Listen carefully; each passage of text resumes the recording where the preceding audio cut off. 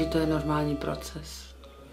Já vždycky, když se někde motám nebo jedu autem a teďka začnou na mě řvát, ty bábo, kam se hrneš nebo tohle, tak já říkám, podívej se, když se neoběsíš, tak taky budeš dědek nebo bába. Jmenuji se Jaroslava Kebzová, ale to mě bude 72 roku. Kájo, vem to tam do velkého. Já se jmenuji Karel Kebza, jsem vnuk babičky Jaroslavy Kebzové a letos mi bude 24 let. Dostali jsme nabídku zúčastnit se projektu Týden ve Starých Bačkorách. Vztah právě vnuka a seniora. Celé to vlastně zastřešovala organizace Help Age. Díky této kampani jsem se dozvěděl o životě seniorů v Keni. Největší rozdíly mezi seniory žijících v Evropě a v Keni bych viděl v chudobě a to, že musí asi stále pracovat i do vysokého věku.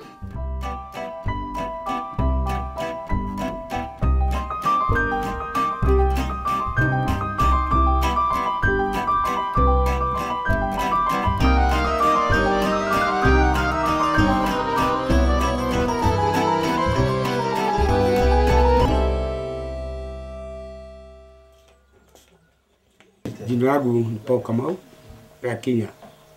Nilizaliwa mwaka wa 1978. Mwana niko na watoto wa kiume 5 na wasichana 6. Lakini kwa bahati mbaya moja aliaga, kaniachia watoto 5 na yule mdogo alikuwa na miezi 6. Gharama ya kila kitu imeenda juu sana. Kwa na bibi ile kazi tunafanya, kazi ya shamba. Hii shamba mmeona ni kidogo tu. Ndio mapato yetu. Sometimes kipata kibarua tunaenda naye tunafanya. Lakini zaidi kufanya hapa kinyumbani tu, maana za kibarua zaidi na kwangu. My name is Siobua Maingi and I'm 70 years old. Sometimes I have to visit some other groups just within the village. Sometimes we contribute 20 shillings each member. Now after I get that money, it enables me as an old woman, because I don't want to stay idle. I buy whatever is needed in the home and I go and get some items for sale. These are the things I usually sell to sustain my family.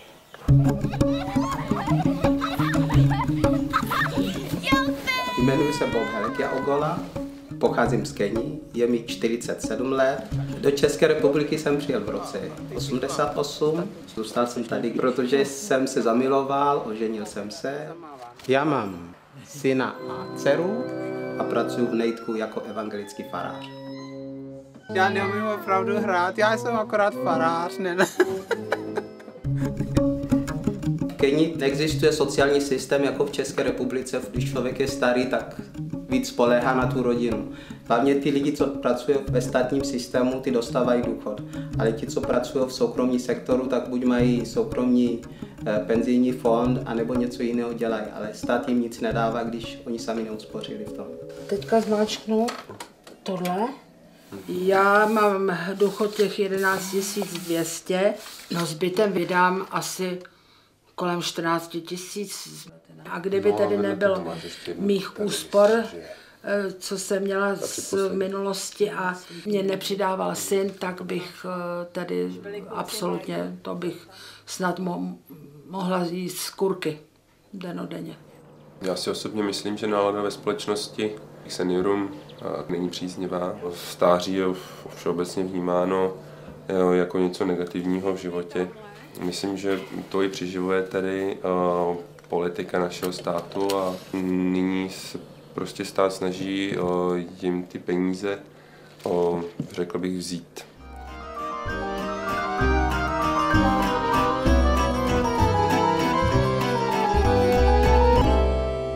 Nimezaa parti heshima katika Kenya kama ni wagonjwa. Huyu mzee amekuwa mgonjwa. Akienda Kenyatta anaambiwa ni uzee. Hajulikani kama ni mtu ambaye ako na maana. Unapatiwa Panadol. Nakumbuka naenda Mwanaumwa Hata fikiri namna gani Saidi anamwambia kwenda nyumbani wewe sio mgonjwa, unapatiwa Panadol.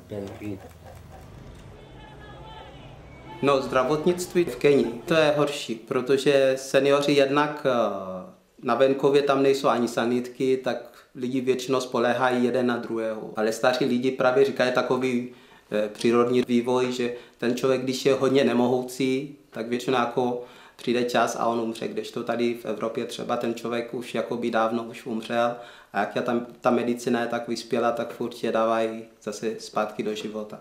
Kdežto tam jako nemůžeš, jako se stane jedno třeba, že máš infarkt a je ti 80 a lidi jako s tebou akorát se loučí, většinou jdou za farářem, za knězem a nebudou tě tahat do nemocnice. Ale zase vždycky končí, že ten člověk vždycky umírá jakoby milovaný a neopuštěný. 15, 16 jednotek. No, teďka tady vydávám hodně na léky. Já jsem diabetička, 4krát denně píchám inzulín, jsem po 2 infarktech, astmatička, jenže já si to nepřipouštím. Jinak jsem ještě dost soběstačná, baví mě život, baví mě někam chodit, jít do divadla, mít ráda lidi, mladý i starý. Já si myslím, stáří, no, není to lehký, ale podle toho taky, jak to stáří si prostě k sobě připustíte.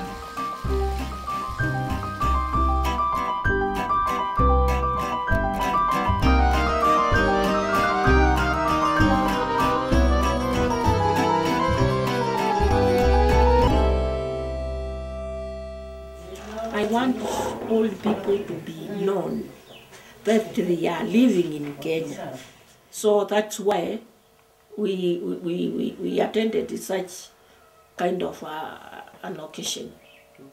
We want to have a link or a kind of joint commission so that we in Africa, in one way or the other, knowing what is happening to the old people in Europe.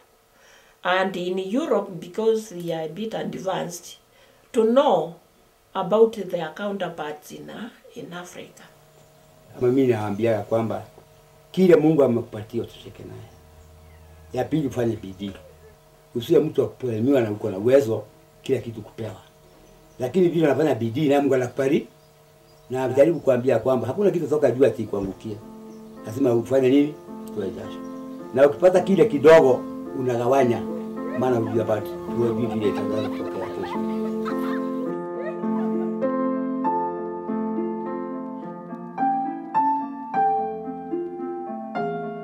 Dneska v Keni už začíná generace, kde seniori už nejsou ty negramotní, ale jsou gramotní seniori. To už nejsou jako takový, co neumějí číst, neumějí psát. A ono i to další smysl života je to, že ten člověk celý život se učí. Že ten člověk je starý, ale ví, že žije dál, že ono ten život nekončí tím, že já se starnu. Od těch Kenianů bych řekl, že ty seniori taky v Čechách tady mají tu nevýhodu, že oni jak má pocit, že já jsem starý nebo stará, tak říkají, tak všechno dám dětem, já se stěhuji do domova důchodců a tam čekám na smrt. Že ono nikdy není čas, kdy člověk řekne, že teď čekám na smrt. Člověk má žít ten život do posledního dechu.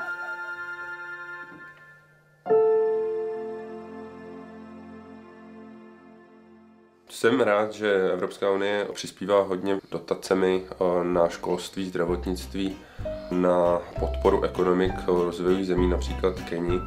Byl bych rád, kdyby Evropská unie zahrnula i do toho přispívání i seniory, aby na ně myslela a dávala jim také nějaké peníze. Vzkazuju jim do Keni.